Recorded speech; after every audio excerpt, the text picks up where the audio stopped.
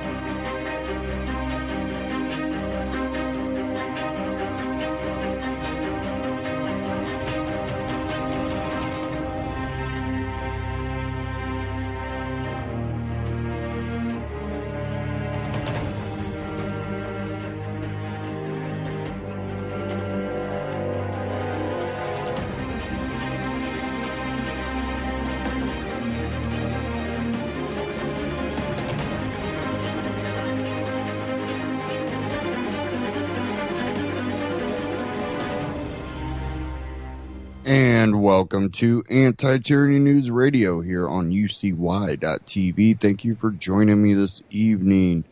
We will be diving into politics today, and we will be diving into the economy.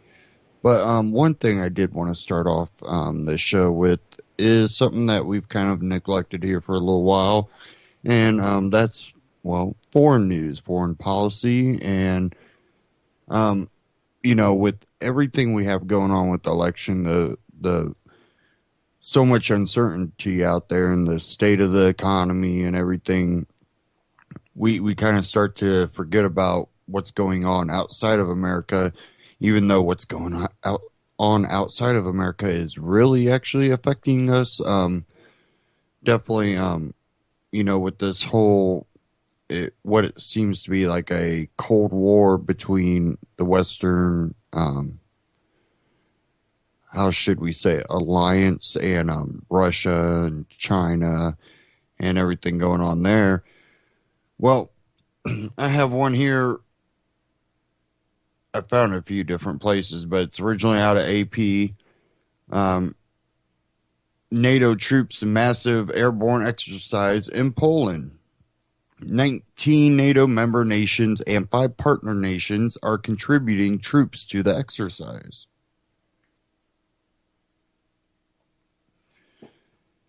About 2,000 NATO troops from the U.S., Britain, Portugal, Poland conducted an airborne training operation on Tuesday as part of the biggest exercise performed in Poland since 1989, end of communism, and amid concerns over Russia. Scores of U.S. troops and then military vehicles parachuted into a spacious, grassy training area on the outskirts of the central city of Turin. The force's mission was to secure a bridge on the Vistula River as part of the Polish-led Anaconda 16 exercise that involves about 31,000 troops and runs through mid-June. 19 NATO member nations and 5 partner nations are contributing troops to the exercise that will train and test their swift joint reaction to threats on land, sea, and in the air. In a complex operation that was precisely planned and timed, troops of the U.S. Army's 82nd Airborne Division flew directly from their U.S. base in Fort Bragg, North Carolina. Their Boeing C-17 Globemaster transport aircraft were refueled in midair. The British troops flew from a NATO base in Ramstein, Germany, while the Poles arrived from their base in Krakow, in southern Poland. The coalition's head of the exercise, U.S. Lieutenant General Benjamin Hodges, said the exercise represented the commitment of the participating countries to stability and security in Europe. And of course, there's more to that article, but you can also find that article. It's at a lot of different places, but it's kind of hidden. But InfoWars has it under their World at War, so it was a little bit easier to find there. But it's provocative action too if you really look at what they're doing. It's not only a training exercise, it's a provocative action by doing it in Poland. And really, we probably shouldn't be participating in things that are going to destabilize us even more or destabilize the world anymore. We will see our media always, painting Putin as bad, but Putin's not on the Mexican border or the Canadian border training and doing these exercises with all these communist countries right on our border.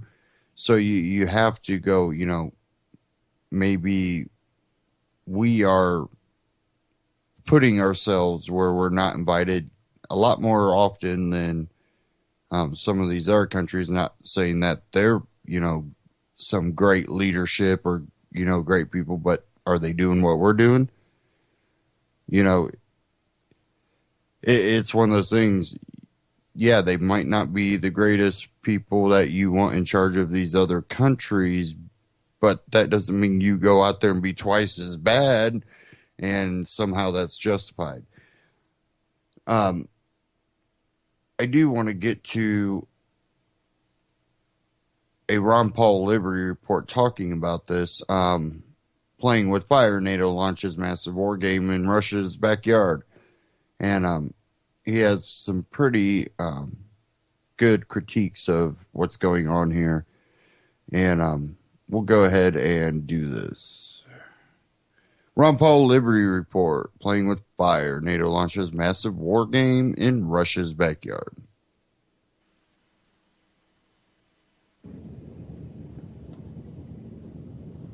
Hello, everybody, and thank you for tuning in to the Liberty Report. With me today is Daniel McAdams. Daniel, good to see you today. Good morning, Dr. Paul. Very good. Today I'd like to talk a little bit about an item called Anaconda 2016. That sounds like interesting stuff, but it has to do with war games. And war games going on now, already started, significant number of foreign personnel going to Poland. And it's more or less the confrontation and the pretense of what it's like to be at war with Russia. And I think, actually, I give them credit. I don't think the two sides right now are planning an invasion, but there's a lot of rhetoric going on and a lot of danger exposed. But they've talked about war games for a long time, and what comes to my mind is playing games with American security, because they're talking about building up troops. What if Russia does this? And what if war breaks out? What can we do? Well, there's been reports that since 2014, they have had 16 examples of war games with NATO and being involved. And strange as it may seem, the side that came out on top was NATO. That's good. So NATO's our friend, and they're going to take care of us, and they're not going to expose us unnecessarily to a war we don't need, and they won't drain our natural resources and our money or run up debt. So we say, okay, they've been winning. But now there's projections about Anaconda 2016, and there's some projections. Well, we always win. NATO always wins, so I guess NATO will win. But then there's this little organization from California, I believe, called the RAND Corporation that analyzes things like this, and they're rather respected on their analysis. And they said, don't get too cocky. They didn't use those words. Don't be too cocky, because what they're saying is Russia will win these war games, and they describe a little bit of the military operation that's involved. And I know you have looked into this and have a pretty good idea of how these people think and what they're really up to, and whether or not you think there's any danger in what they're doing. You know, it's interesting. You got to wonder who comes up with the names of these operations, because, you know, what is an anaconda? It's an enormous snake that squeezes its prey until it's dead and then devours it. You know, the imagery there is unmistakable. Yet General Ben Hodges, who's the commander of U.S. Army in Europe, he said, quote, "There's no reason to be nervous. This is strictly a defensive exercise." But with such a provocative name, but the operation, it'll be a 10-day military exercise, as you said, involving 31,000 troops, thousands of military vehicles from 24 countries, the largest war games in Europe since the end of the Cold War, and the largest gathering of foreign military troops in Poland since World War II, when it was full of Nazis and Soviets, etc. So the largest foreign troops in Poland since World War II. But don't be nervous. Yeah, that's right. Everything will be all right. But there's another event shortly after this one finishes, and there's a NATO summit, 8th and 9th of July, in Warsaw, of all places.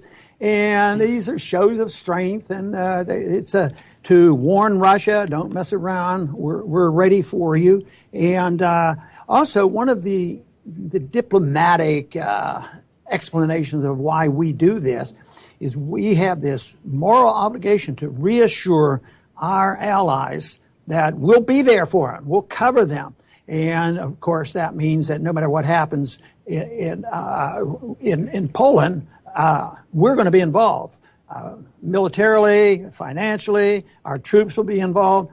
And my moral concern with this, and I've spoken about this before, is by what right has a previous generation had to set this stage for our generation to pay for this and send our kids over there, and nobody questions it? It's like the war has been declared. All they have to do is step over the line, and we have the authority. You know, they're not going to come to Congress and reassess it because we belong to NATO, and we have to. And NATO is the law of the land, so we'd have to do what NATO tells us, just as what the United Nations tells us. So I don't like the process one bit. Well, it does create a great moral hazard, because Poland has been acting very provocatively toward Russia, especially with this new government, which is a very right-wing government, very nationalistic government. They've been acting very provocatively toward Russia, and it's because they presume that they have the strength of NATO, i.e. the United States, behind them. So it affects their behavior, where they would be more confrontational rather than more cooperative with Russia. But, you know, this is really only one of many, many operations that NATO is involved in in Eastern Europe. As a matter of fact, as we speak, there's also another one in Lithuania called Operation Iron Wolf. You know, it sounds so scary. And that one will have 5,000 NATO troops taking part in Lithuania, which is on Russia's border. And also there's other news that the U.S., ahead of the summit you mentioned, is boosting its military presence in the Mediterranean, its naval presence. But we have actually a chart that I hope we can bring up, because this will give you an example of how many NATO exercises just in the remainder of 2016 will take place in Russia's backyard. And we'll bring it up here in a second. But this is a 5-page listing of all the different NATO operations in Russia's backyard. Estonia, Slovakia, Hungary, Poland, Lithuania, et cetera, et cetera. So this is nothing to be worried about, purely defensive. And they will tell you that they're not tomorrow being offensive. And some of them believe it, some of them are convinced of it, and there are some people even in here that they're not predicting that something's going to go badly. But it could be that something goes awry that they don't know about. You know, there are accidents, there are false flags, and all kinds of things. But I also noted that in Romania, we have put missiles in Romania as well. I mean, it isn't like it's just one little place. In all of Eastern Europe, you know, this has been a controversy. I'm just shocked that they automatically accept us, even though sometimes the people vote against it, but the governments seem to want this, and they want these weapons. The other thing that they acknowledged in discussing this is that, no, this probably isn't real war and this sort of thing. And it may be that there's profit motives for this. And that list that you put up there, that costs a little bit of money. And, you know, if you run out of weapons, you have to have more weapons, and you have to demonstrate you have the most modern weapons. And that's why all the candidates right now, we have to rebuild. Rebuild is like it's been torn down, but rebuild to them is continue the building up of our military arsenal so that nobody will attack us. But guess what? We've been under threat of attack more since we've been expressing our aggressive nature overseas. That's what we should be worried about. And this has to be close to being perceived as an aggressive action. I mean, how did we react when Khrushchev went into Cuba? We considered this a rather serious problem. So here we are right up on the border. And the American people seem to be going along with it because all the politicians agree with it. But what would the American people say that because Venezuela is a mess, socialism didn't work, maybe the form of socialism that the Russians have, well, maybe they'll go down there, and I'm not predicting this, they'll go down there and bail out Venezuela and put some military bases there. I mean, that would never be acceptable. But here we're over there, all of Eastern Europe, and right on the borders, and just throwing our weight around, looking for a problem, I think. And the U.S. For fiscal year 2017 is quadrupling the amount of money it's spending on U.S. military presence in Eastern Europe, up to $3.4 billion in next year's budget for the U.S. military to be up on Russia's borders. So as you pointed out, you know, when the Soviets put a couple of missiles in Cuba, we were ready to start World War III. Yet when we have all of these exercises, quadrupling our spending, and also housing permanent troops there for the first time, when that happens, it's nothing to be worried about. Well, you know, there's a little bit of a debate going on if you just read what's on the internet.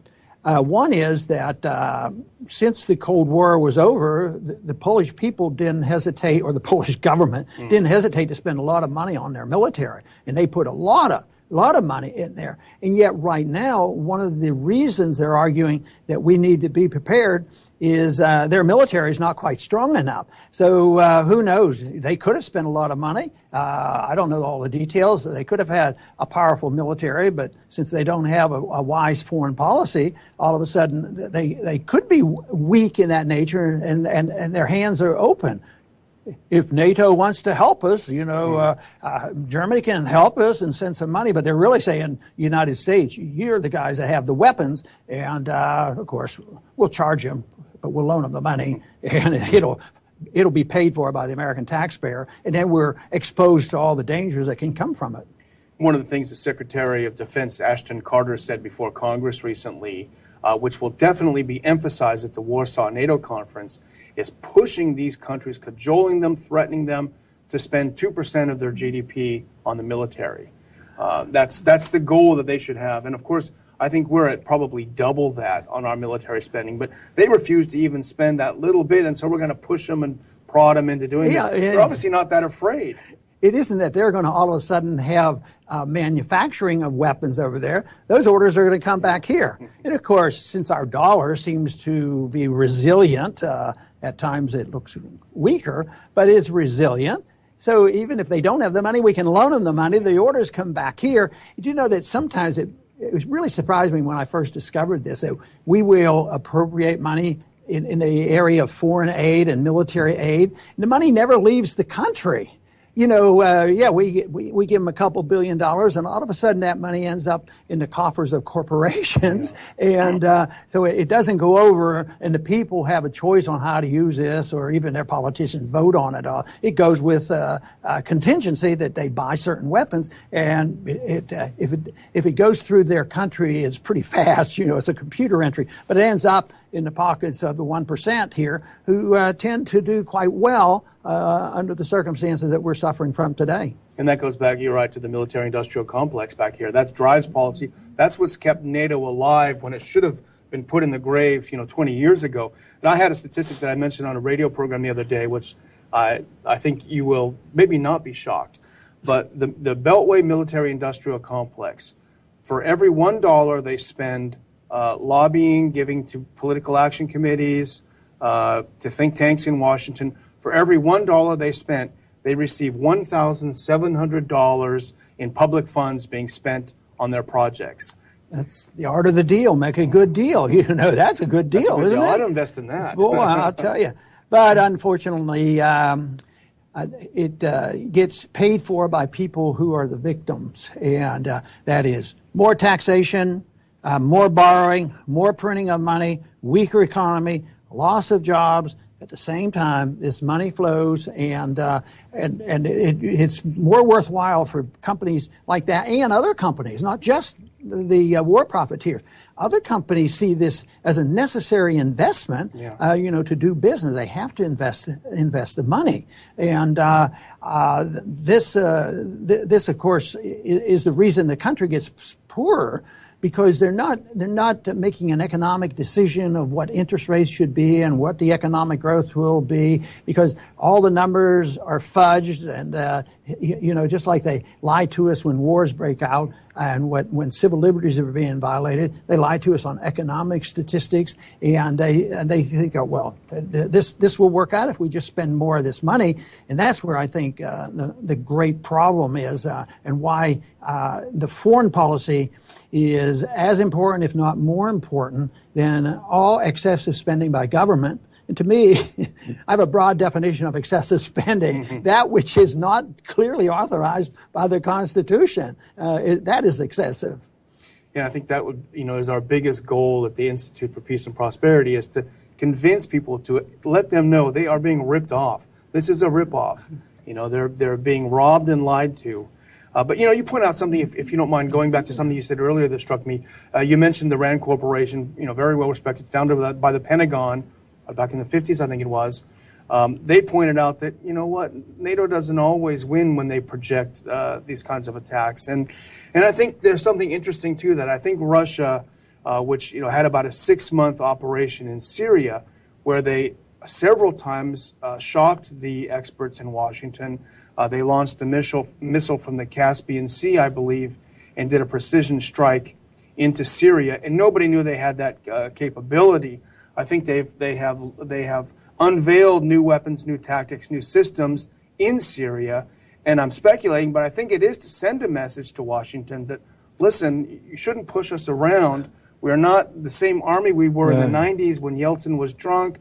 Everyone was robbing and ripping things off. So it would be nice if Washington would take that message. Well, good luck on that. We'll keep promoting it, though. And, I mentioned before that I thought this was, it's interesting they call it war games, but I say it's playing games with our national security. But in a way, they're playing with fire.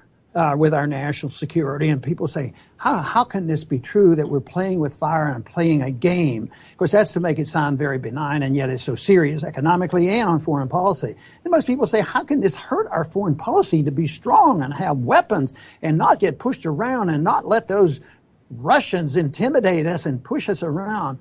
But one thing that we should always remember is who has gone the furthest to have a little squabble with another country. The peoples on whose borders that we fight and argue, or should we consider the people who are the country that goes 6,000 or 8,000 miles away from home?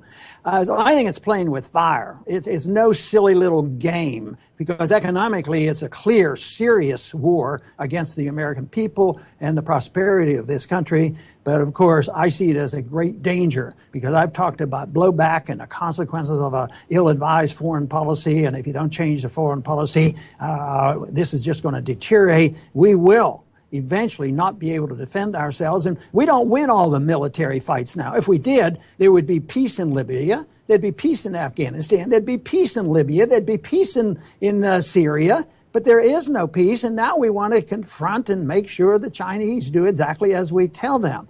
So yes, we're playing with fire. And I would say the only option that we have that makes any sense is back off. take the advice of the founders, stay out of the entangling alliances, have a strong national defense, and set an example for the world. Have a strong economy, protect our civil liberties instead of lecturing everybody else about their infraction. That, to me, is a much better approach than the one that we are following. Too bad I don't hear enough of this discussion in the presidential race, but you will only hear it when the American people demand to hear this message. I want to thank everybody for tuning in today to the Liberty Report. Please come back soon.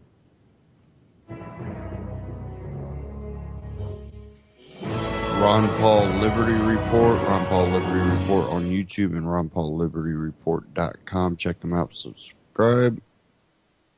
I want to get to this article. And this was actually about Rand Paul, Ron Paul's son. And this is in Reason.com's Hit and Run blog. This one's Rand Paul wants to end the draft and force Congress to vote on authorizing war. So Senator Rand Paul from Kentucky, the erstwhile most interesting man in politics, has laid fairly low since being one of the first high-profile candidates to drop out of the presidential race in February. But in the past few weeks, he has made his presence known on two issues near the hearts, to the hearts of libertarians: ending selective service, aka the draft, and forcing Congress to resume its duty and actually vote on the use of military force. Paul had previously introduced an amendment into the National Defense Authorization Act, which would effectively end selective service, but he has rebranded his efforts in the wake of Muhammad Ali's death in the form of standalone legislation, which he has dubbed the Muhammad Ali Voluntary Service Act. According to the Washington Post, Paul told reporters this past Monday, "I agree with Muhammad Ali. If the war is worth fighting, people will volunteer. When we were attacked on 9/11 and when we were attacked at Pearl Harbor, they almost had to slow it down. There were so many people coming in." In addition, CN2 quotes Paul as saying, "You know, the criminal justice system, I say now, has a racial justice disparity. Selective service had a racial disparity because a lot of rich white kids either got a deferment or went to college or got out of the draft. I'm opposed to selective service. The penalty for avoiding selective service is imprisonment for up to 5 years and or a fine of not more than $250,000. Also this week, Paul revisited his intention to force his colleagues in Congress to do one of their most important jobs, one which they have simply refused to do for years, and vote on a new authorization of use of military force to replace the ones voted on in 2001 and 2003, which are still being used to justify military actions in a number of countries we are not at war with. And like Ron Paul was stating, you know, we go, oh, well, it's NATO. We're allowed to, you know, use our military for war type, you know, war games, and then the actions, they don't call it war, but they go, oh, you know, we do military actions or whatever, involving, you know, NATO. So, well, we're allowed to do it then. We don't have to declare war because we're doing it through NATO. No, that's not how it's supposed to be. It says here, at a ceremony honoring World War II veterans and commemorating the anniversary of D-Day, the Courier Journal reports Paul as saying that everyone knew the war against the Axis powers would end. But with regards to what used to be known as the global war on terror, there is no nation state to defeat and no definition of victory. Paul reportedly said this is a war that will never end. How long will there be radical Islam and people will attack us through terrorism? 100 or 1,000 years? I have no idea. It could go on a long time. That's why it has to be limited and narrow, he added. It's always important to put a name and face to war, Paul said. There is too much eagerness for war. There needs to be more of an argument in the opposite direction that it should be a last resort.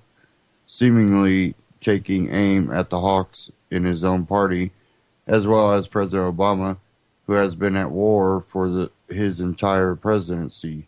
Breitbart News quotes Paul as saying, I think there is a certain amount of weakness that invites war, and I would say it in many ways. Obama hasn't definitively had a foreign policy that gives direction or purpose, and so it seems to list one way or another. And I think that actually weakness causes more war sometimes. Paul used the intervention in Libya, which Obama has called the worst mistake of his presidency, but which Hillary Clinton still refers to as smart power,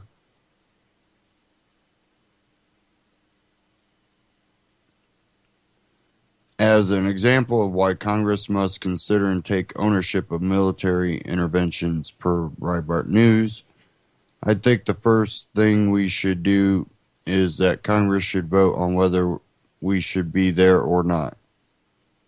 There should be more, or should be an authorization from Congress. The second thing, though, is we need to be aware of the unintended consequences of intervention. I think our intervention in Libya backfired and has made it less safe in Libya, has given ISIS a foothold in Libya.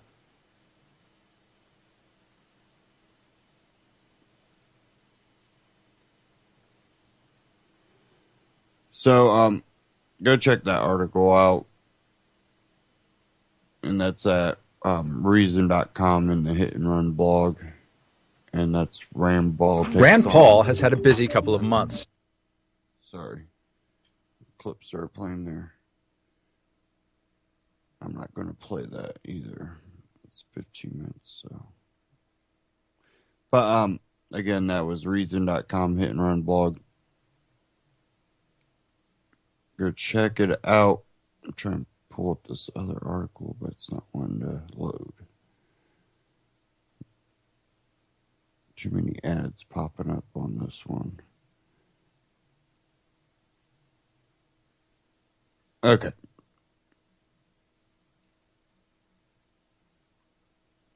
Now,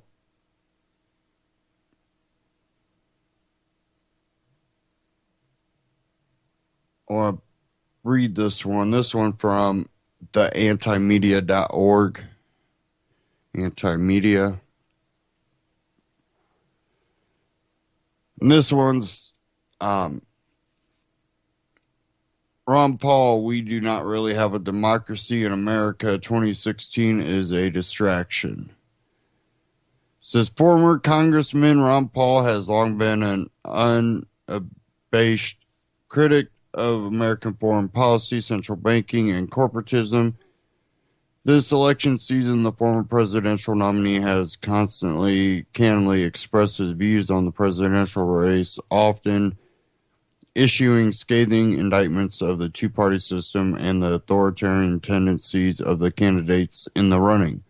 On Monday, Ron Paul appeared on MSNBC's Morning Joe to discuss the presidential options Americans are left with, arguing the current campaign quibbles serve as distractions from deeper, more systematic problems.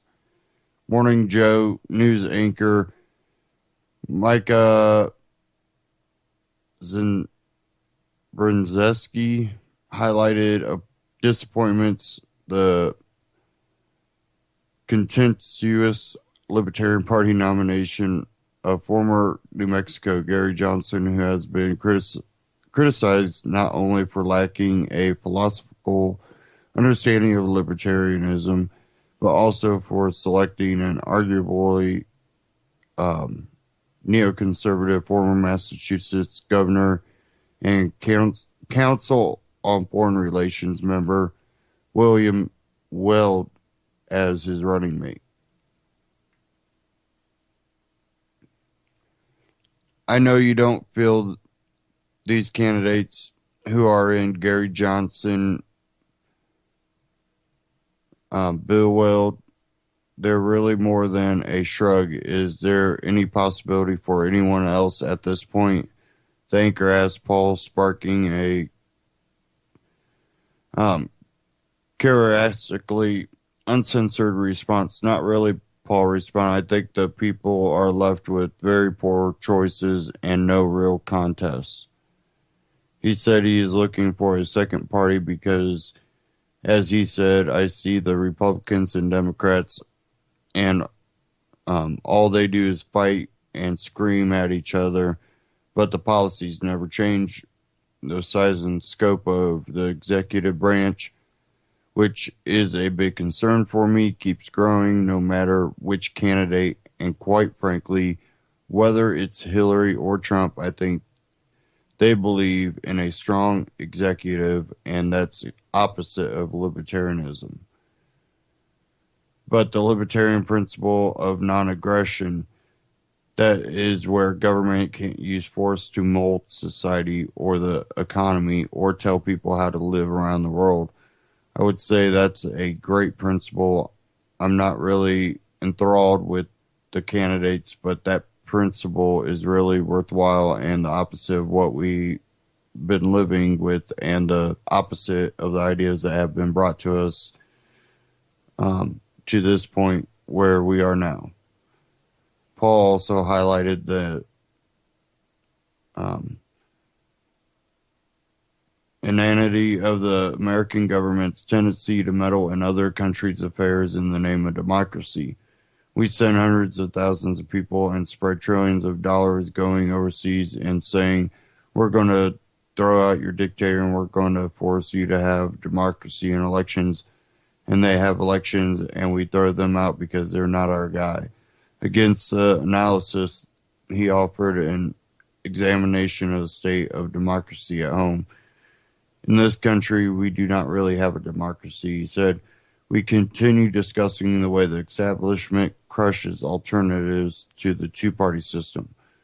I mean, even if we really super happy with the libertarian candidate, do you think they'd get in the debates? No, the debates are run by the Republicans and Democrats. They find a way to exclude them, so that's not going to happen, he said.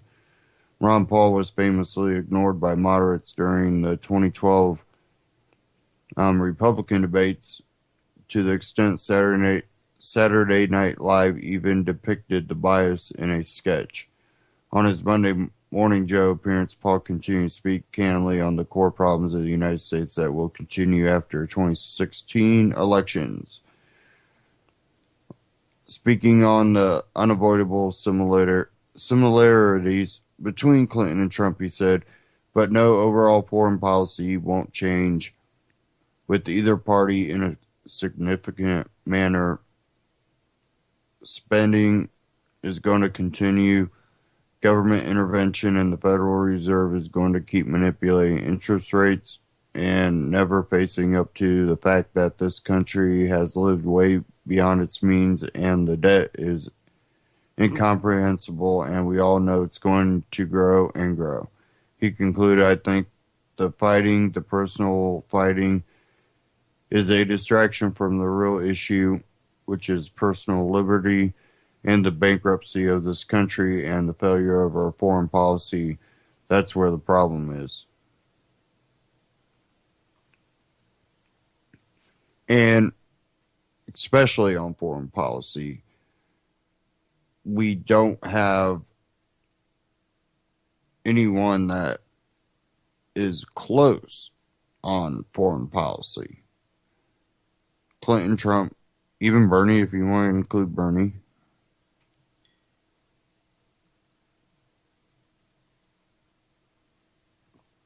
They will all be puppets to the military-industrial complex.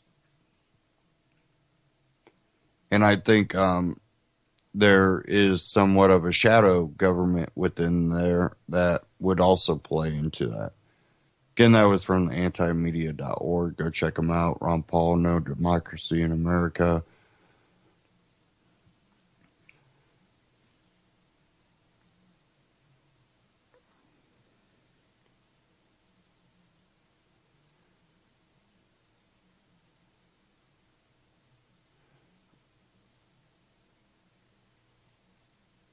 Okay, sorry. Give me a second here.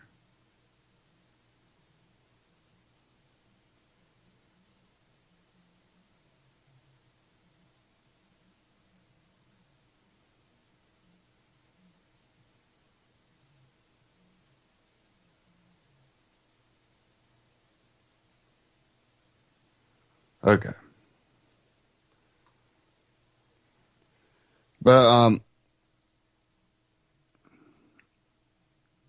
with these foreign policies that we have, it's also been used here at home, but kind of against us. When you look at, well, we have outside threats, this terrorism. And of course, Rand Paul, points out that, well, we're going to always have that. Is that really ever going to disappear? We're not fighting a faced enemy. We're fighting ideology.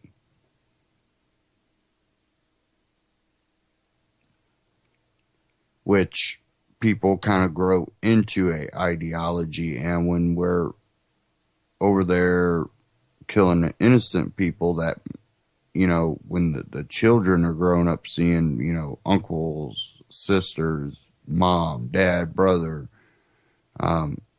cousins, the neighbor, when they start seeing these people dying and knowing these people to be, well, these were always good people. They didn't do bad things. Then you start looking at that and you go, well, who's in the right? So their reality becomes construed to go, well, then maybe I should join with these guys over here. Well, those guys are no better. But it's like what, Ron Paul's talked about is blowback, and that's one of the blowback consequences from a lot of this. And definitely when we don't have we're not going after a country or a leader, we're going after ideology. So when do we win? When does the war end? At home, they pass Patriot Act and stuff. And I have an article here. This was from bizpackreview.com. Judge Napolitano begs Americans to wake up over new law Congress is considering.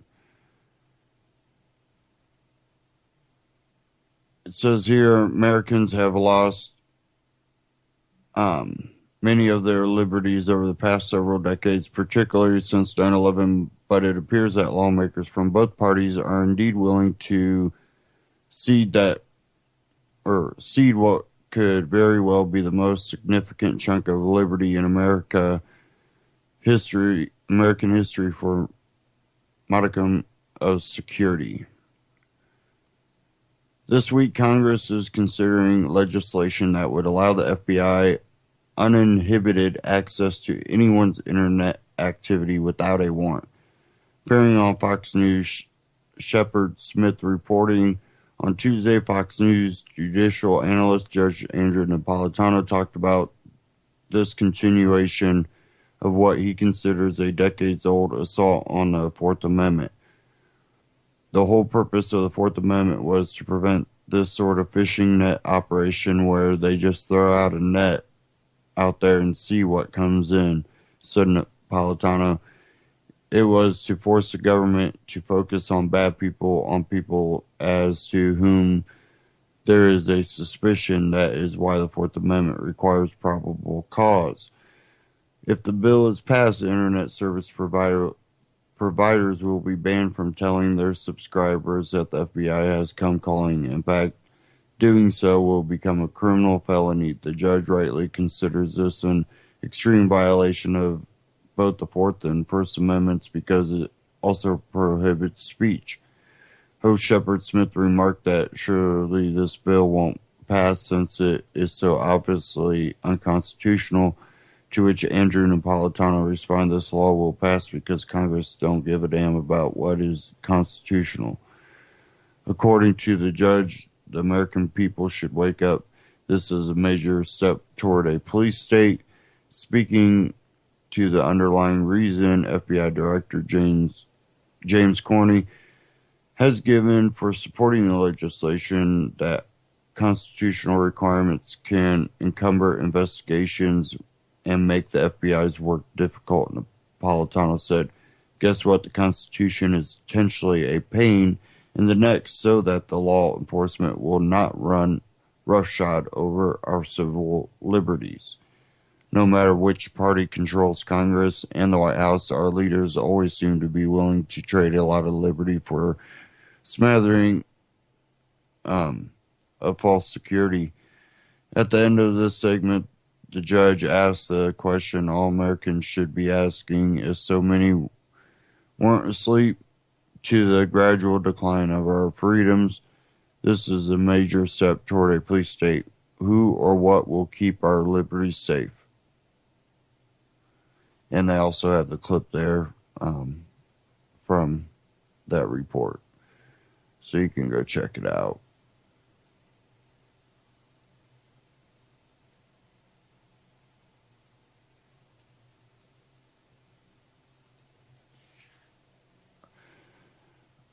Now, when we look at all of the liberties we've lost just since 9/11, it's really been kind of a resemblance of many different graphs I've been looking at. You know, I talked about in the last broadcast about the graphs where it was showing, you know, the federal spending and debt, showed student loans,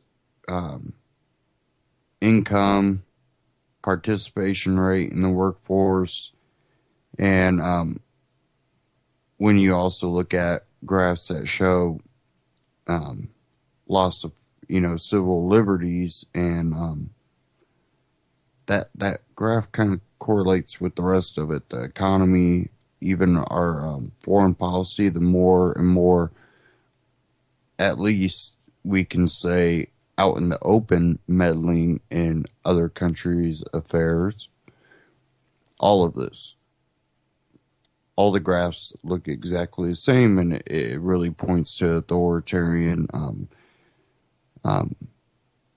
move.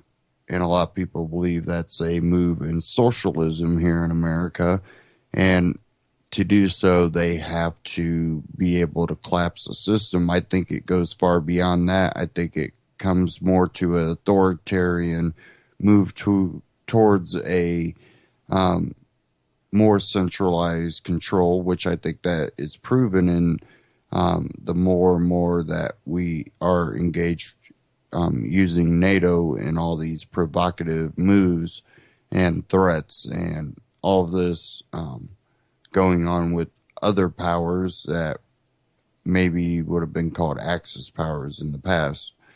I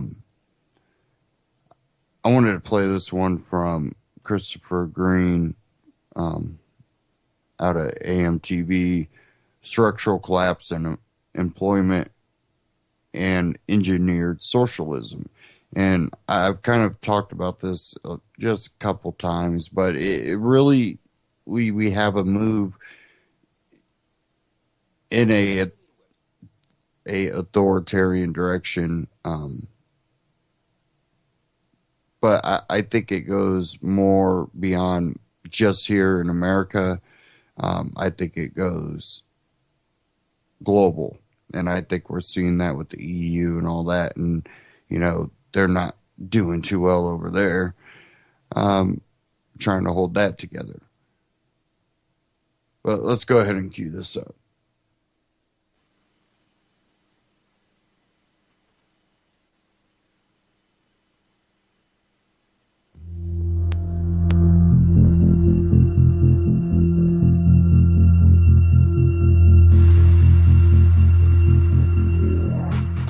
Hillary Clinton and Barack Obama want your guns. So protect your guns with the safeandvaultstore.com. Click the link below right now. Memorial Day sale. No tax, plus 10% off, plus free shipping on select handgun and rifle safes with coupon code MEMORIAL. Again, that's 10% off with coupon code MEMORIAL. Give them a call right now at 1-800-207-2259. That's 1-800-207-2259. That's the safeandvaultstore.com. Offer expires June 6, 2016. Hey, everybody. I'm Christopher Green, and you're tuning into AMTV, Alternative Media Television. It is Monday, June 6, 2016. Apologize, the hoarse voice. I think I'm suffering from a cold or something. And the pollution, we get a lot of it from California. The air quality is really bad. You know, I had a rejuvenating weekend, kind of a spiritual week, and I actually attended a seminar with a fellow YouTuber that I'd never heard of before. She talks a lot about energy, law of attraction. Her name is Teal Swan. Hello there. I'm Teal Swan. I'm known around the world as the Spiritual Catalyst. And really loved it, really enjoyed it. It was recommended to me by a friend and met some great people while I was there, and really just kind of opened up my spirit and thinking about new possibilities, even with my own platform and my own life, you know, kind of the health, wealth, happiness, love, as we kind of break it up into all these buckets. And, you know, what do we really want out of our existence, our life? And one thing that she touched on, which really resonated with me, and again, I believe the universe is about energy. I believe in the law of attraction, of manifestation, because I've seen it manifest, many things manifest in my life personally and in the business world, and specifically, in particular, with AMTV. One of the things she touched upon, which was fascinating, is one of the similar topics I've touched upon in thousands of videos, countless videos here on YouTube, and of course broadcasted on amtvmedia.com. And that is the eradication of the middle class, how there's a structural shift in employment with the advent of robotics, new technology, the internet, artificial intelligence, etc., that there's a dramatic wealth redistribution taking place right now, and it's been planned. It's just like I talk about the financial collapse, an engineered financial event. Just like Matt Damon said, and this guy supports Hillary Clinton, which I kind of find phenomenal in its own right, that basically it was the greatest heist that we've ever seen, and everybody knows it. And there's no repercussions. Nobody's paying for it. We're even seeing the advent of, not just here in America, planned socialism. That was the Obama Manchurian candidate agenda. Even over the weekend, I was reading in Switzerland, a very wealthy country with unemployment below 4%, considering a mandatory income. They actually voted on this, a mandatory income for all citizens. They voted it down, 80% nay to yay. But just the sheer fact that they're considering this for a reason. Because of this dramatic, engineered, pre-planned New World Order agenda of massive wealth distribution, where there's truly 5 tech giants, which are total and utter monopolies right now, because they don't need human beings as inputs, you know, kind of like the Matrix, the battery cell. Because they don't need you, they're going to socialize things. They're either going to get rid of you, kill you is one option, just completely eradicate you from the face of the planet, or they're going to socialize things or do both, which is what is happening now, and give things out like a mandatory income to the slaves, to the peasants. While these internet pioneers, whether or not it's, fascinating minds like Peter Thiel, the PayPal mafia, or it's Elon Musk of SpaceX and Solar City and Tesla, or it's Jeff Bezos of Amazon, or it's Sergey Brin or Larry Page of Google, or it's Uber or Lyft or any of these companies, there's only a handful of them. They control all the wealth, all the power, and all the money, even all the cash in this run-on cash situation that I've talked about in a few of the past videos regarding economics. These top 5 companies, the top 5 companies, own a third, one of 3 of all the cash assets, and a third of all the cash assets are held overseas of that third, which they don't have to pay taxes on. They don't have to redistribute back here to experience what us little people pay in, federal and state income taxes, for example. So there's this massive shift. And she hit the nail on the head. It's resonated with me because it's something I talk about, that if you're counting on that typical middle class lifestyle that, I'm going to go to college, get a degree, and, I'm going to get the 9 to 5, that's done. It's finished. If you have an energy attachment to that idea of your life, let me just be frank with you, you're screwed. You might die as a result. I'm not being dramatic. It's the absolute truth. What we have in our society now is an extreme lower rung, an extreme lower class, where they've got the fiction being propelled that things are okay through easy credit, 0% interest rates, lending, the scam that makes up the Federal Reserve, printing money out of thin air. So people still think if they can, get a loan for a nice car, a loan for a nice house, or a loan for a nice handbag through credit, that they're, a part of a middle-class society, when really they're here. Again, all the wealth distribution is at the very, very tippy top of this pyramid. And the pyramid now is in reverse with all these social programs, Social Security, Medicare, Medicaid, all of these programs, pensioners, like what we've seen with Detroit, the book. I encourage you to download. We've only got a couple copies left because they've been flying off the shelves ever since I started talking about it several videos ago. Click that link below. There might be a few left. So we have this dramatic, epic shift in our humanity, and with it comes massive disruption, chaos in a lot of regard. And what that means, let's look at it from a positive perspective, is that you need to take the bull by the horns. You need to understand that nobody's going to take care of you, that the government can't be trusted, will not take care of you, that these social programs cannot be dependent on, that your pension may in fact be eradicated, like we've seen here in parts of the states in the good old USA and abroad, in places like Europe. Low interest rates, negative interest rates, they're here to stay. This is the Ponzi scheme. As the tech class, these tech elites that are merging with the machines, these transhumanists like Ray Kurzweil that have 3 blood transfusions a week and truly believe that they will live forever, merge themselves and become, in their own minds, this is what they're actually propelling forward, an entirely new species. I'm not kidding you. This is what they believe. You got Cro-Magnon man and kind of the chimp as we became human as today. Now they're merging with big tech. Some of them, I honest to God, believe are already merging with that big tech. And we see that with our society. We see that with automation, with robots, with kiosks in the service industry, with companies like Lyft and all these apps that completely cut out the middleman and cut out traditional jobs. Again, for every job that's created by technology, 1,000, if not arguably more, are destroyed. So the question is, how do you position yourself in this new world? Well, I think it's by thinking outside of the box. It's by going against the grain. While the herd is going this way, you want to go this way.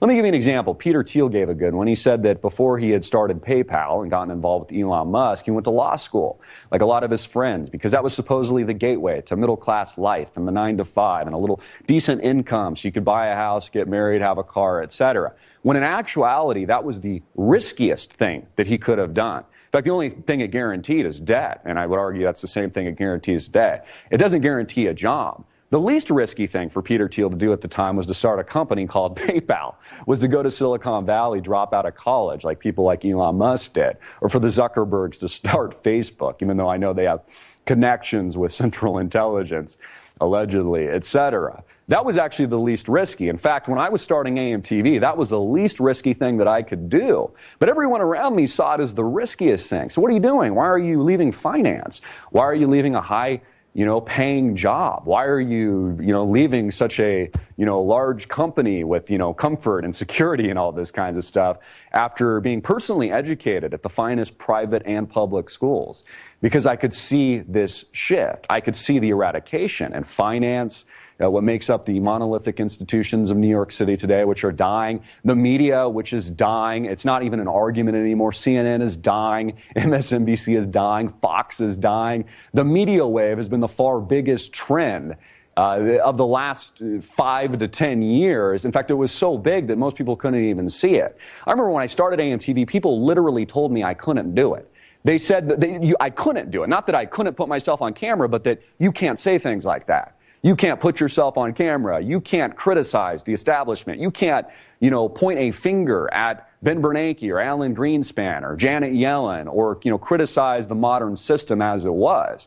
And this isn't news, they would say. It's like entertainment news. Well, what does it become? Our society has become exactly what we originally started here at AMTV. The media business is now all entertainment based. Even Trump's campaign is one big PR content generation system. In fact, I should probably consult them and consult others on content and content generation and how this is the new world. It's not the traditional model, the 30, 60-second commercial that drove television or drove network sales from years past. It's totally different. People like Trump are hijacking the political system. People like us, like you, are hijacking the media system. At the same time, there's this dramatic structural shift, and there's all these great changes coming.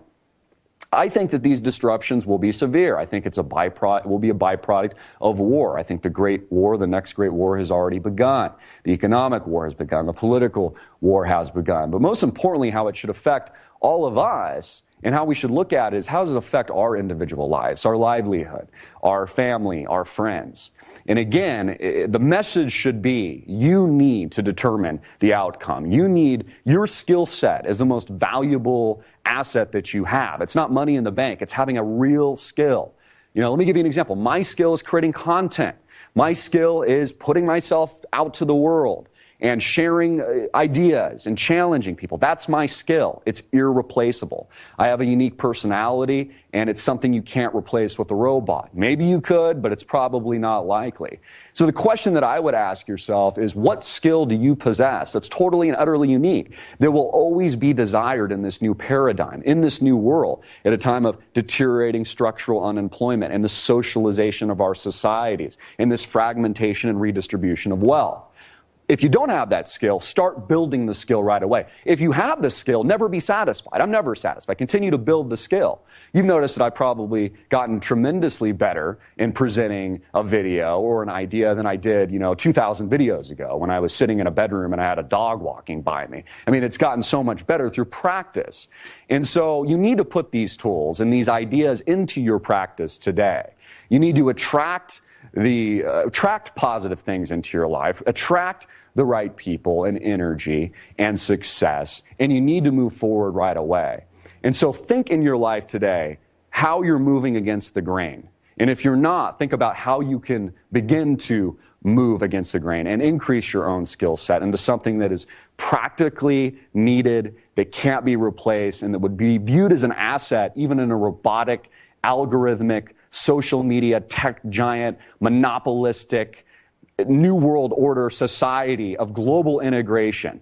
And again, disruption after disruption, chaos and fragmentation after chaos and wealth transfer, all of this a part of this engineered plot to destroy the constitutional republic, the system, sovereign nations, borders, all of this a part of the long-term trajectory and strategy of the New World elites, New World Order elites, to dominate, utterly control, and merge themselves with big tech and technology and embark on an entire new generation and species, arguably, of man. This is what's here, folks. It's not what's coming. I'd like to hear your thoughts on this. Put your comment, question in the box below. Get this video out everywhere. Make it viral. Hard-hitting it in your face. I'm Christopher Green. You've been tuning into AMTV. Peace. Christopher Green, AMTV on YouTube. Go check him out. Subscribe. Now, I've said my take on it that, I think that there is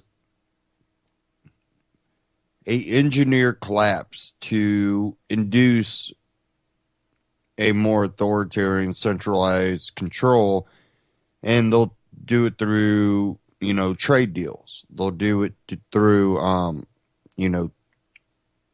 treaties, but they won't call them treaties. And they'll do it through things with NATO and the United Nations, and they're already doing it. They've been doing it, but I think we're going to see a new level of this happening, and I'm a little kind of worried about it because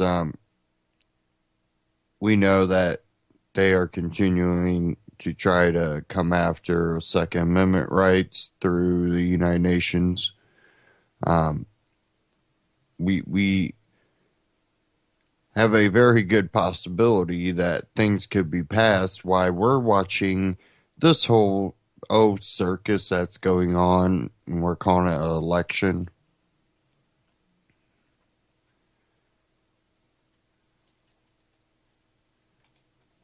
I think I actually seen one. Give me a second here. Let me see if I can pull it up. As long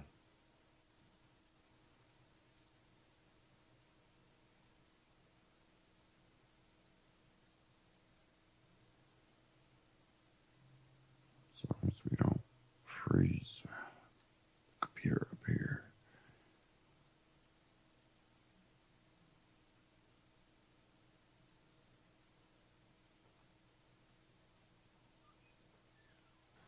Okay, give me a second. I'm trying to find it here on reason.com, I think is where I've seen it, so.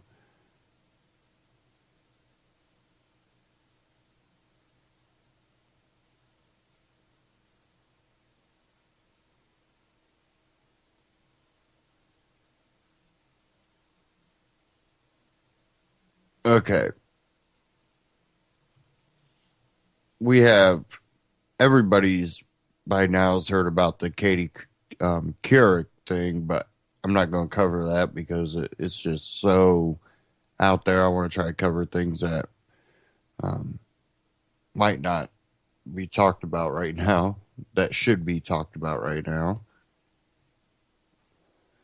And one is I'm not really hearing any bashing of Hillary Clinton and the Second Amendment right now. Kind of interesting.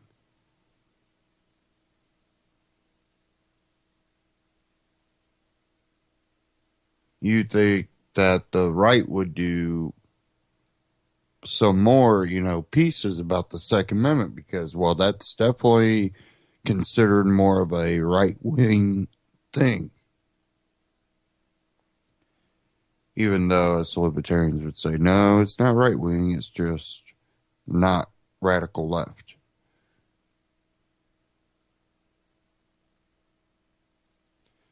But says here reason, and it's in our hit and run blog piece. It's pretty clear Clinton does not think Americans have a constitutional right to guns. During an interview with ABC's George Stephanopoulos on Sunday, Hillary Clinton reinforced the impression that she does not believe the Second Amendment protects the individual right to arms. Stephanopoulos put the question to her directly, and she dodged it twice.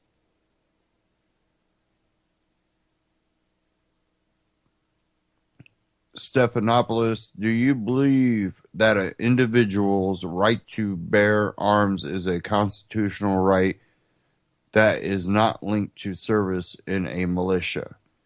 I think, Clinton, I think that for most of our history, there was a nuanced reading of the Second Amendment until the decision by the late Justice Scalia, and there was no argument until then that localities and states and the federal government had a right, as we do with every amendment, to impose reasonable regulation. So I believe we can have common sense gun safety measures consistent with the Second Amendment, and in fact, what I have proposed is supported by 90% of the American people and more than 75% of responsible gun owners.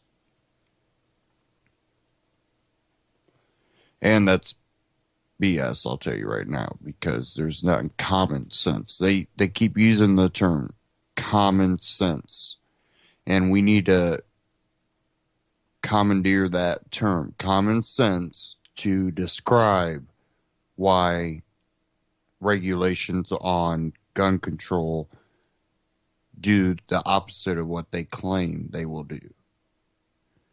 But says, so that's is exactly why, or what I think is constitutionally permissible.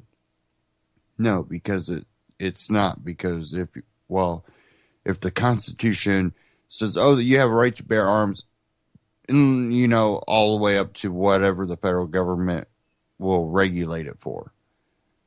Well, they can regulate you out of every constitutional right if they wanted to. So that's not what's constitutionally permissible.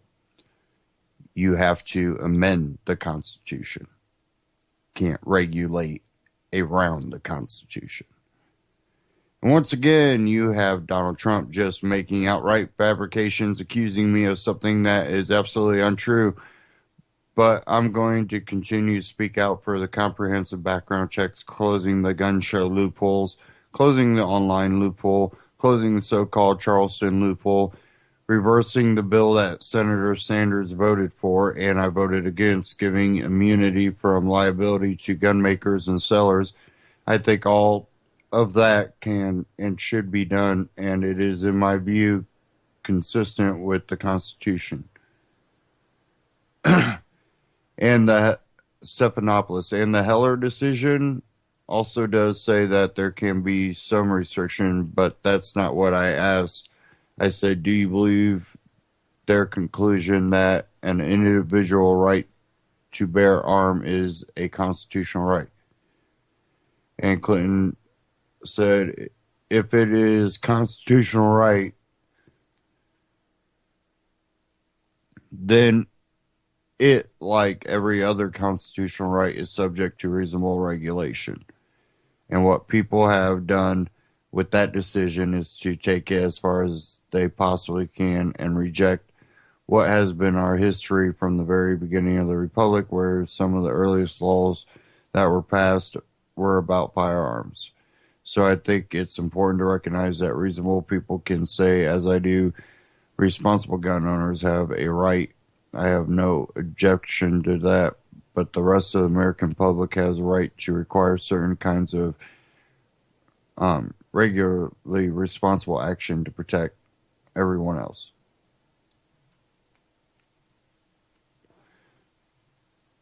And this is something that you know she never directly answered. The last one started off, if it is a constitutional right, then it, like every other constitutional right, is subject to reasonable regulation. That's not answering it. That's beating around the bush.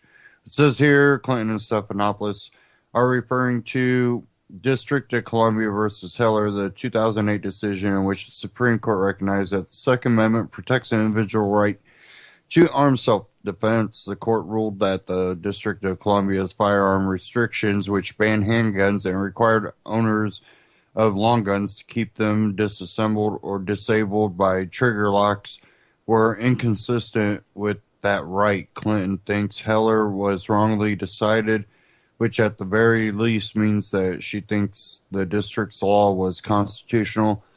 As I noted in a column last month, that position is hard to reconcile with a meaningful right to armed self-defense, since the regulation overturned by the court made it impossible to exercise that right but it seems clear that Clinton also disagrees with the idea that the Second Amendment protects any sort of individual right to guns.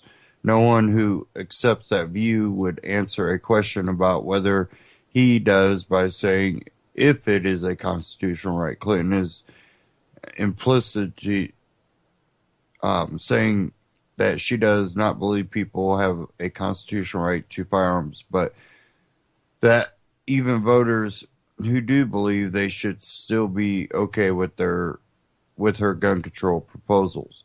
In that light, the few references to the Second Amendment on Clinton's campaign website make more sense. 4 out of 11 schooled people, NRA leaders, Republican presidential candidates here and potential Supreme Court nominees listed by Donald Trump. By reading the Second Amendment too broadly, here are the other Second Amendment mentions. Number 1, former U.S. Representative Gabrielle Giffords, who was gravely injured in a Tucson mass shooting 5 years ago, and her husband says Clinton's gun control agenda would help reduce gun violence and save lives, all while respecting the Second Amendment rights of responsible gun owners. And you can read the rest of them there, but I'm not going to go through the rest of this article. But these are the type of people that we might vote for. Really? That's not too encouraging. Not encouraging at all, really.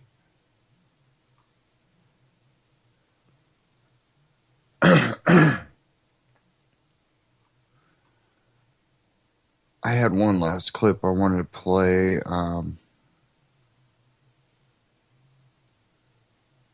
me see if I can get to it.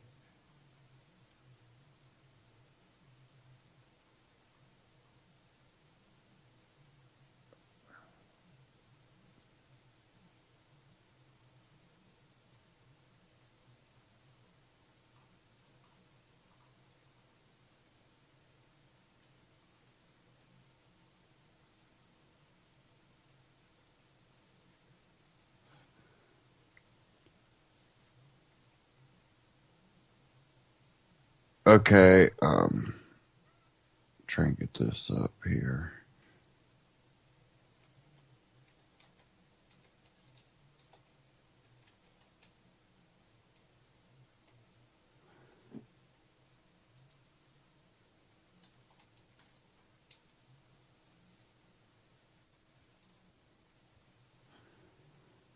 Okay, I got a clip, and then if I can find this article again, I had an article to go with it too.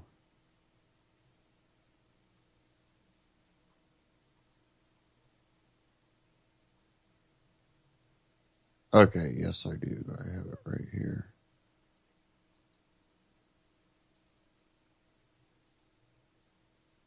Okay, I'm gonna play this clip. This is Ben Swan. It's a pretty quick clip, so we'll get through this. And it's a revolving door between FDA and Big Pharma.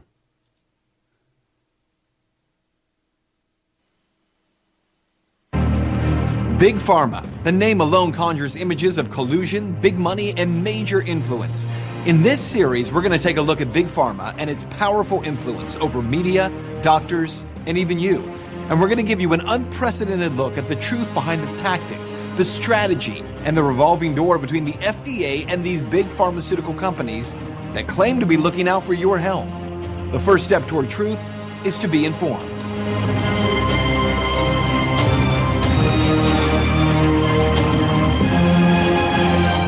And stay tuned after our episode for an important message on health. Well, it is a stunning accusation. The former commissioner of the FDA accused, along with her husband, of making hundreds of millions of dollars while suppressing information about deadly drugs. The RICO lawsuit was filed April 11, 2016 in the U.S. District Court in Washington, D.C. on behalf of 8 plaintiffs who claimed they suffered severe harm by ingesting the drug Levaquin, whose deadly risks were concealed to protect financial interests. The 2 of them are accused of collusion, conspiracy, and racketeering alongside the pharmaceutical giant Johnson & Johnson to conceal the deadly risks of Levaquin. from the lawsuit. While defendant Hamburg was FDA commissioner, her husband, defendant Brown's annual income, not coincidentally, increased from a reported $10 million in 2008 to an estimated $125 million in 2011, and an estimated $90 million in 2012, due in whole or in part to the defendant's racketeering conspiracy to withhold information about the devastating, life-threatening, and deadly effects of Levaquin. The lawsuit brings to light just one portion of the problem between troubling relationships in the FDA and Big Pharma. Though clearly what is alleged here, if true, would be one of the most dramatic examples in history. A public citizen petitioned the FDA in 1996 and again in 2006 to issue black box warnings for tendon rupture and tendinitis. Had warnings been issued, the death toll from Levaquin, reputedly more than 5,000 by the way, and the tens of thousands who were debilitated with life-threatening diseases, would likely have been averted. And yet Levaquin was a blockbuster drug, and it was heavily prescribed by doctors. The FDA and many of these organizations that are supposed to oversee these pharmaceutical companies and these drug makers, were they failing in their role to be able to determine whether or not these drugs were dangerous? Doug Bremner is an author, a doctor, and a professor at Atlanta's Emory University. When the FDA is looking at a drug, they're essentially determining whether or not that drug is safe based on the information they're being given. But if the drug itself is dangerous after the fact, they're not following up to determine whether or not that's true? Congress has limited the budget of the FDA over the years, so they've capped the budget so that it can't increase, but they've also demanded that they increase the speed with which they approve drugs. So the number of people working on new drug approval has been increasing at the expense of those who are supposed to be watching drugs after they come out on the market. The FDA is approving drugs, but once they're on the market, there's very little oversight, as in the case with Levaquin. But getting drugs past the FDA, that can also be a case of collusion on a number of levels. The thing about the FDA is not a full-time, a career job. It's a few years on the FDA, and then they're being courted by the pharmaceutical companies. Lori Powell is a former brand strategist for a medical education agency which serves the pharmaceutical industry. She says there is a difficult balance here because while the FDA officials are supposed to be watchdogs over pharmaceutical companies, they're also constantly courted by pharmaceutical companies. You'll have a Merck going in and saying to somebody on the FDA, I'll give you $600,000 if you'll come and work on our regulatory committee to go into bat for us with the FDA. And they'll say, okay, well, I'll think about that. And then there'll be like a Pfizer will come in and say, well, we'll give you $800,000 a year to come in and work on our regulatory committee. And so it becomes like a bidding war like that. So the FDA knows that their next jumping off point to go from a lower paying government job to be a very lucrative pharma job on the inside, the manufacturing side, they know that that's part of their career path. So that, I'm sure, weighs heavily into their decision-making process. So the question is, should that practice be banned? If you want to work for the FDA, shouldn't that be what you have chosen to do? Those people that work there should not be allowed to go to work with pharmaceuticals. They should not have any contact with those people. They should realize that their job is serious and it's important. And if they want to work there, that's their career. And yet fraud between the public and the private sectors happens every day. What you need to know here is that fixing the revolving door between a government agency like the FDA and these massive pharmaceutical companies actually is pretty easy. Shouldn't it simply be illegal to work for an agency like the FDA and then leave that public sector job for a job in the private sector that you once oversaw regulation for? There are some who will say, hey, you can't do that. We're a capitalist economy. But allowing regulators to be in positions of power that can be bought off or influenced by their massive companies that they're supposed to oversee, well, folks, that's not capitalism. It's cronyism. And the only people who likely believe that it's acceptable are those who stand to profit from it.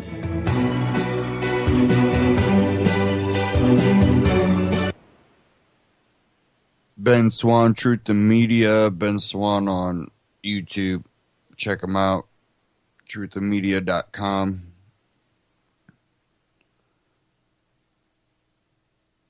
Now, there was one article that went across UCY's Facebook feed. not sure who posted it, but it was coming out naturalblaze.com. And this one was titled, Who Runs Washington? The Long Reach of Big Pharma.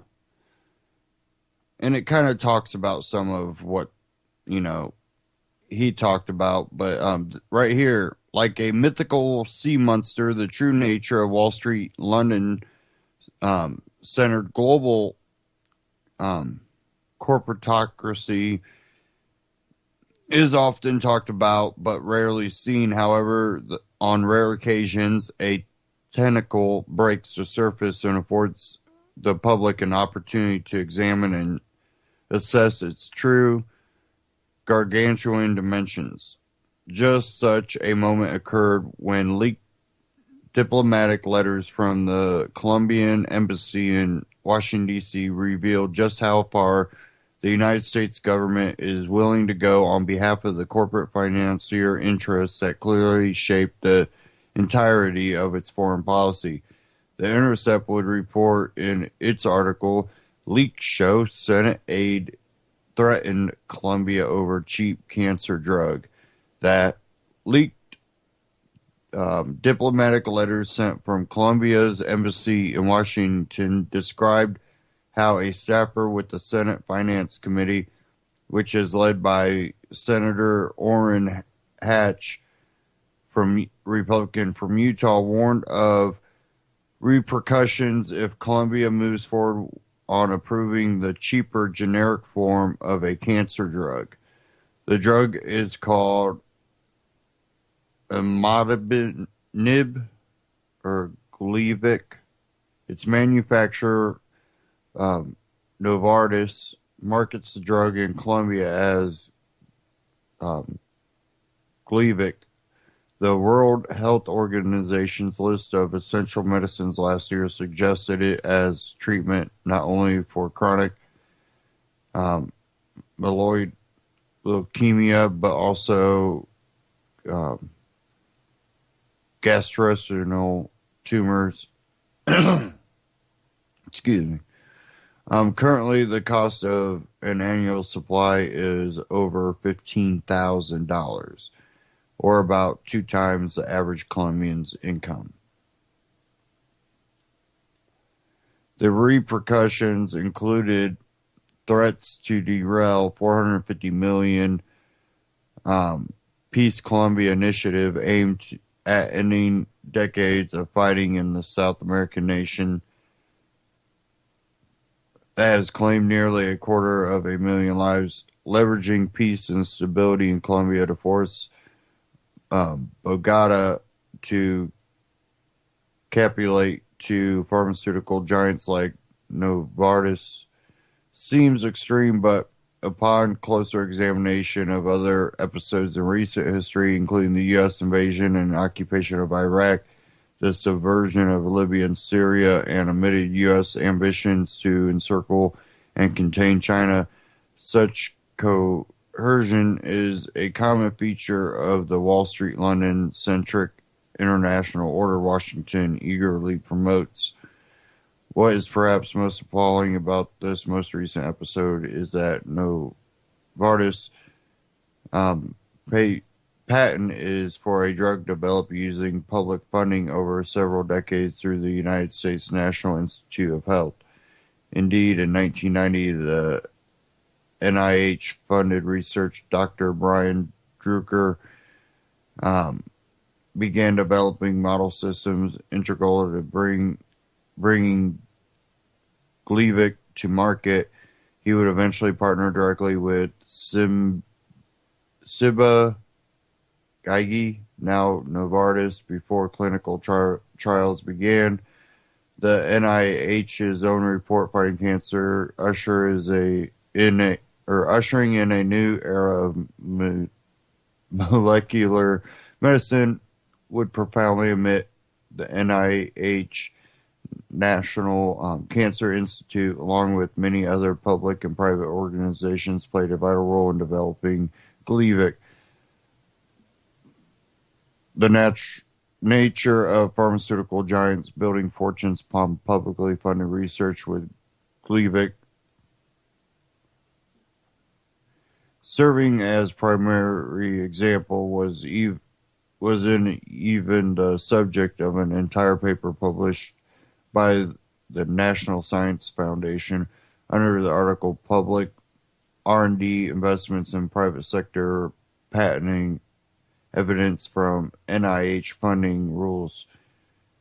Who runs Washington? If corporate financier interests would jeopardize the peace and stability of an entire nation to maintain a monopoly over a single pharmaceutical developed not even by them, but publicly funded research, what would these same sort of corporate financier interests do if the stakes were infinitely higher, say as high as pushing through a region-wide trade deal that would give such interest monopolies not over a single chemical compound but over entire industries?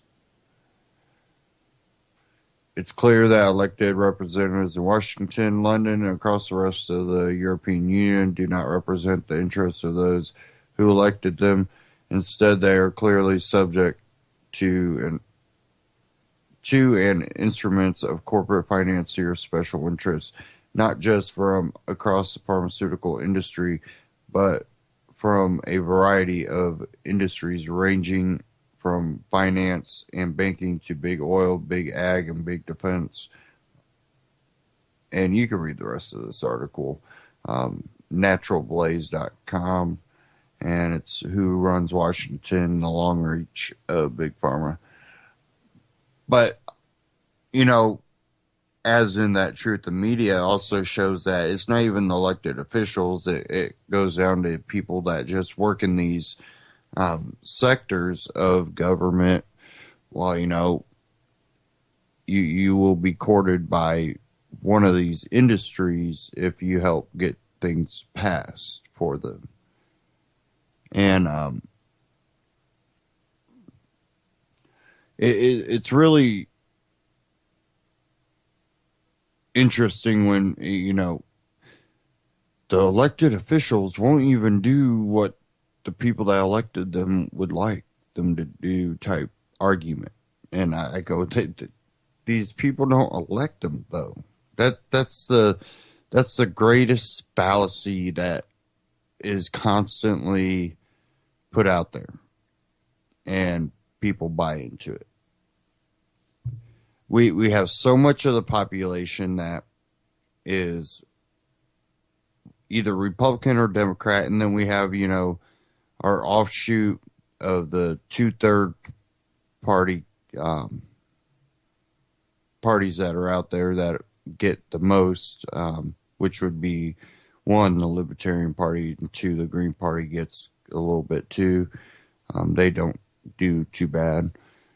But with this whole, you know, party system that they have, you know, whatever candidate they put out there, the people that side with one side or the other will always vote for their candidate. The loyal people, you know, I'm a Republican or I'm a Democrat. They will vote for whatever candidate is put out there. Then you have the ones that either they're inspired to vote or they just don't vote. And then the third party people. The problem with a lot of all of this is, guess what? You're not voting. You're not electing them. You are going along with who those elitists want to run. Basically, it's like you got puppet masters up there going, we want that person and that person in the ring fighting each other. And we're going to let all of you people bet on them. Put your money there. Put your, you know, team sports type deal going on. You know, wear their shirts, buy their hats. Put your money into the game. And the house will always win. they get to watch a good fight, and then the winner ends up doing what the puppet masters want. And it's the greatest fallacy that is continuing on and on and on. When, even if you're looking at Bernie Sanders, you're still being manipulated, and you're being manipulated to Bernie's advantage, because he doesn't plan on winning. He doesn't think he's going to get the nomination. I don't think he ever did. But what he does is, well, you follow him. Guess what? You just gave him leverage in the Democratic Party to get some stuff he wants to do, or get positions that he wants. He will support Hillary Clinton and turn his followers to Hillary Clinton the moment they make a good deal with them, because he'll do something as he'll threaten that he'll support third party, maybe Jill Stein or someone, and they will eventually go, well, we'll give you this position if you'll pit your supporters towards Clinton. Not all of them will go. Some of them won't vote. Some of them will go third party, but you'll probably get 60 to 75% of them that will go ahead and support Hillary. You're leverage for him. That's what I think he planned from the beginning. He's seen a chance. He's seen the ability to get this following, and he's going to use it. See, Ron Paul probably could have done the same thing, but he didn't. I think Bernie will.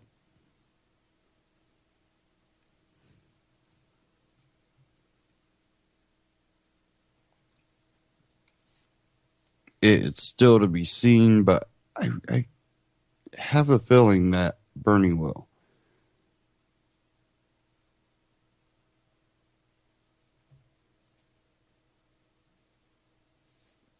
Now, let me bring something up.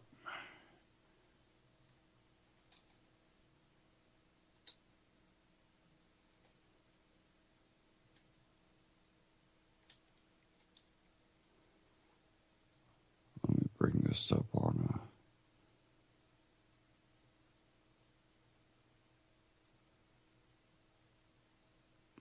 a new browser here. Other one's getting slow. Sometimes my browsers go nuts.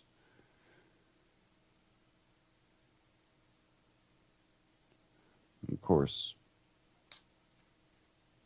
my Skype likes to try to have its add-on popping up.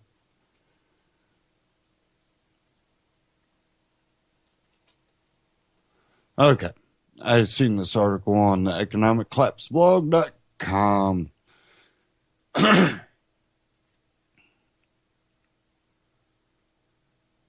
Now, one thing that we followed on this broadcast is the economy pretty closely, and one of the things about that is trends that tend to happen right before a bubble pops, right before the start of a recession.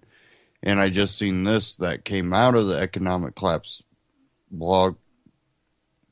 Something big that always happens right before the official start of a recession has just happened. And it says here, what you're about to see is a major confirmation that a new economic downturn has already begun. Last Friday, the government released the worst jobs report in 6 years, and that has a lot of people really freaked out. But when you really start digging into those numbers, you quickly find that things are even worse than most analyses are suggesting. In particular, The number of temporary jobs in the United States has started to decline significantly after peaking last December. Why is this so important? Is because the number of temporary jobs started to decline precipitously right before the last two recessions as well. You see the economic conditions start to change. Temporary workers are often affected before anyone else. Temporary workers are easier to hire than other types of workers, and they are also easier to fire. In this chart, you can see the number of temporary workers peaked and started to decline rapidly before we even got to the recession of 2001. And you will notice that the number of temporary workers also peaked and started to decline rapidly before we even got to the recession of 2008. This shows why the temporary workforce is considered to be a leading indicator for the U.S. economy as a whole. When the number of temporary workers peaks and then starts to fall steadily, there is a major red flag, and that is why it is so incredibly alarming that the number of temporary workers peaked in December 2015 and has fallen quite a bit since then. In May, the U.S. economy lost another 21,000 temporary jobs, and overall we have lost almost 64,000 since December. If a new economic downturn had already started, this is precisely what we would expect to see. The following is some commentary from Wolf Richard. Staffing agencies are cutting back because companies no longer need that many workers. Total business sales in the U.S. have been declining since mid-2014. Productivity has been crummy and getting worse. Earnings are down for the fourth quarter in a row. Companies see that demand for their products is faltering, so the expense cutting has started. The first to go are the hapless temporary workers.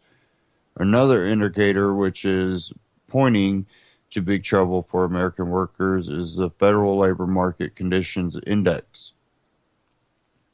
Just check out this chart from Zero Hedge, which shows that the index has now been falling on a month-over-month basis for 5 months in a row. Not since the last recession have we seen that happen.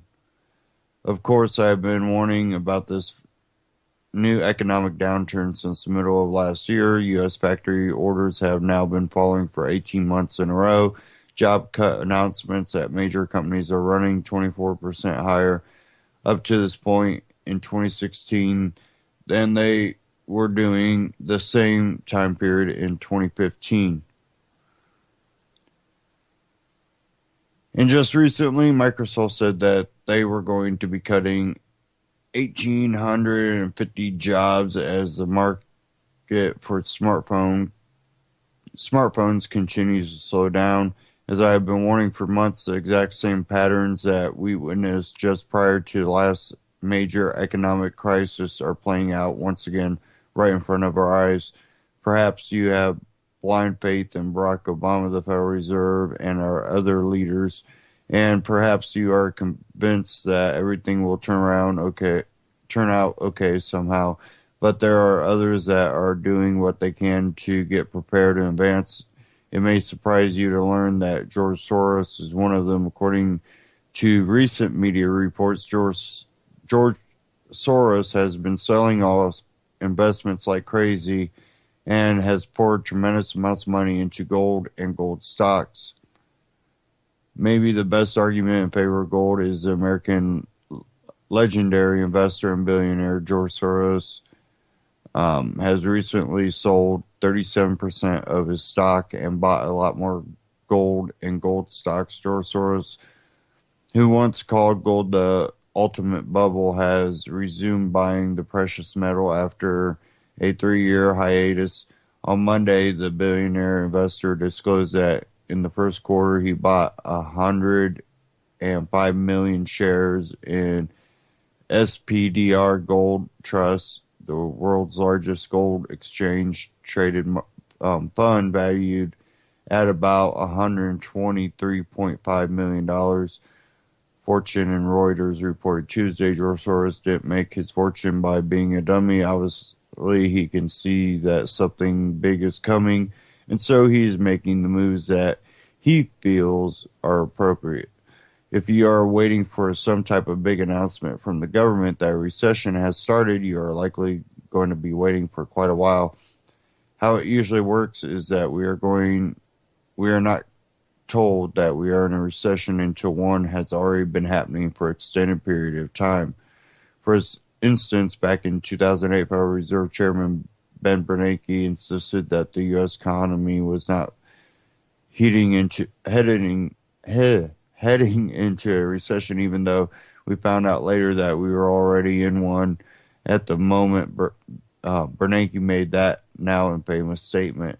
On my website, I have been documenting all the red flags that are screaming that a new recession is here for months. You can be like Ben Bernanke in 2008 and stick your head in the sand and pretend that nothing is happening, or you can honestly assess the situation at hand and adjust your strategies accordingly, like George Soros is doing. Of course, I am not a fan of Soros at all. The shady things that he has done to promote the radical left around the globe are well documented, but they don't call people like him the smart money for no reason. Down in Venezuela, the economic collapse has already gotten so bad that the people are hunting dogs and cats for food. Most of the rest of the world, things are not nearly that bad, and they won't be that bad for a while yet, but without a doubt, the global economy is moving in a very negative direction, and the pace of change is accelerating. Those that are wise have already been getting prepared, and those that are convinced that everything is going to be just fine somehow have not been getting prepared. In the end, most people end up believing exactly what they want to believe, and we are not too far away from the time when those choices are going to have very serious consequences. And again, that was out of the economiccollapseblog.com.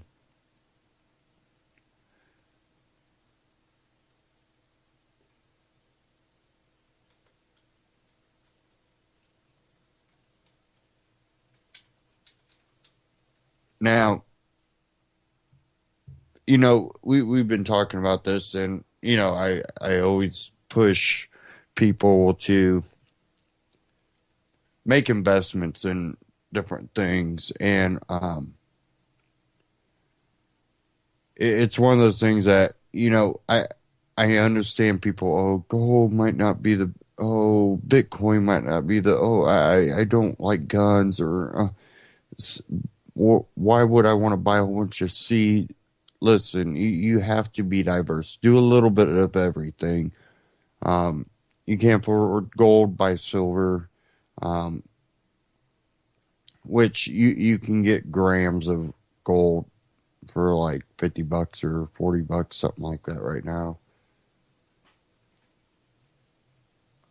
But it's one of those things that definitely where we're headed. If you're relying on your dollar bill, your check every week, and your bank, I think you're going to be disappointed, and I don't see 401ks headed in a positive direction. I think you have to be diverse in the situation we're sitting in right now. And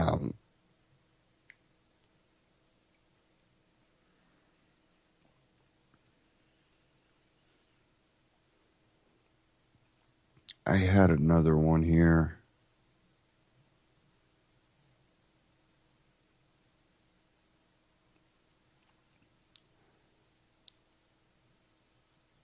And this was out of RT.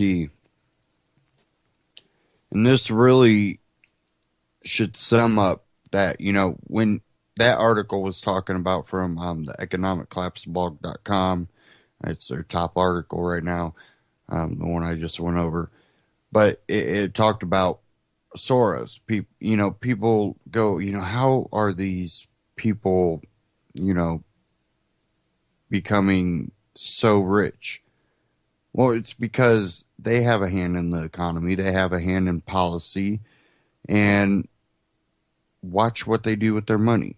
A recession's getting ready to happen when you see the most wealthiest people start getting rid of one asset and buying up another asset. They're planning. They're going, hey, we're already in recession. I buy a whole bunch of this, and once people catch on, then I have my wealth back. I don't lose anything. This is how they keep their wealth and make a little bit on it. But it's this article here from RT. It's 1% of the world population owns almost half of its wealth. And it says here, a report has shown tax havens became even more popular in 2015. Another report shows the rich are getting richer and the poor are getting poorer. Boston Consulting Group says only 1% of the population can call themselves millionaires or richer, and the share of their wealth is growing. About 18.5 million households have net assets of at least $1 million, totaling 78.8 trillion, which is near the global annual income output or economic output. Boston Consulting said it in its Global Wealth 2016 report. That also amounts to 47% of the global wealth.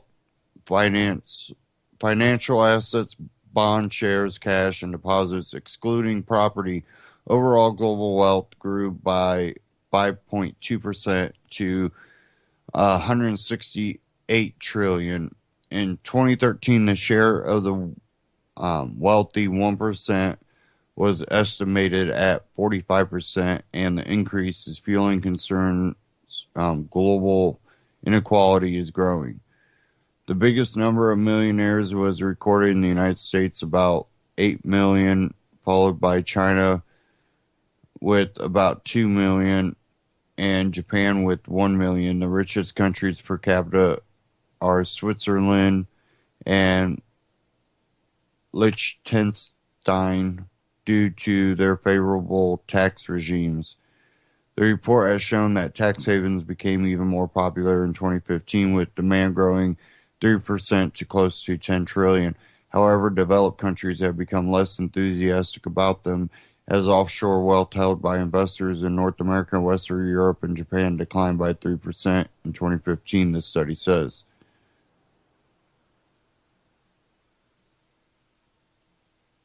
And we see that they will also flee countries. They'll take their operations and they'll just sell product. And we know that there's been, companies that have moved to China, moved their operations, moved their headquarters. The families moved. I'm sure a lot of them are part of the people that have given up their U.S. citizenship. And we have a situation where you better make moves now before you start seeing Fox News, CNN, ABC, all the big mainstream people start talking about the new recession. Because if they're talking about it on there, it's already too late. If you wait for it to pop up on your TV on mainstream media, it's too late. We're already in it. When they finally tell you that boots are on the ground in a country, it's after we've already been there for months.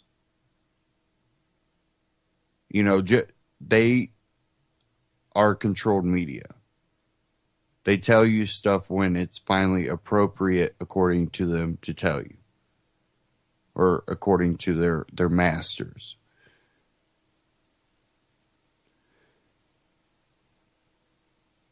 Don't forget to check out all of those sources and support them, or at least the journalism that many of them do. Again, go to Ron Paul Liberty Report, AMTV, check them all out, subscribe on YouTube. You know, when we talk about media, we forget that, you know, we are in a new era that has allowed us to bring you information that before it wouldn't was spread like wildfire like it has, where we have been able to stop legislation, where we have been able to slow down certain things. It has made a real conundrum for the establishment to try to push things where they're trying to adapt to what we already have in a way kind of mastered. And it's alternative media like UCY.TV, which gives me and other hosts here this platform to be able to bring you this information, to be able to warn you of, you know, this recession that we're headed into right now. And it's really important that you support alternative media. Maybe UCY you're just coming to, maybe you have other, you know, alternative media, but it's very important. And UCY, if you go to UCY.TV, they do have a support tab at the top, and you can donate and help support, you know, UCY.TV for we can have this platform to spread information. But they also have set up a affiliate link with Amazon. UCY.TV is partnered with Amazon, and they bring you the same great deals, same great shipping. And if you scroll down towards the bottom of UCY.TV, you'll see that Amazon button. Click it, and it'll take you there. Great deals, great prepping gear, things that you might need for any type of emergency, natural disaster, what it be. Go to that, and when you buy a product off of Amazon, UCY gets a kickback. No price increase for you. It just gives UCY a little bit of a kickback off of that to help cover the operating cost here. UCY has really been self-funded for a long time, and the small donations, the small purchases help all that much more to keep this network on the air. So definitely go there. And at the same time, you know, I tell people, you know, I think these partnerships with things like Amazon are perfect because, you know, it allows you to get things that you need at the same cost and also support alternative media.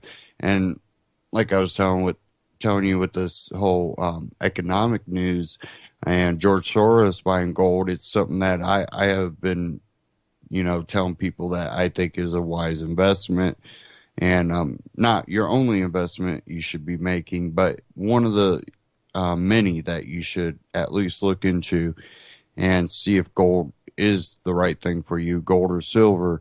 And Amagi Metals is my choice where I go, and that's why I partnered with them. And if you go to antityrannynews.com/metal, it will take you to Amagi Metals and check out the great deals they got. You can even buy grams of gold like I was talking about, and you can buy silver in small amounts too. Go there, check them out.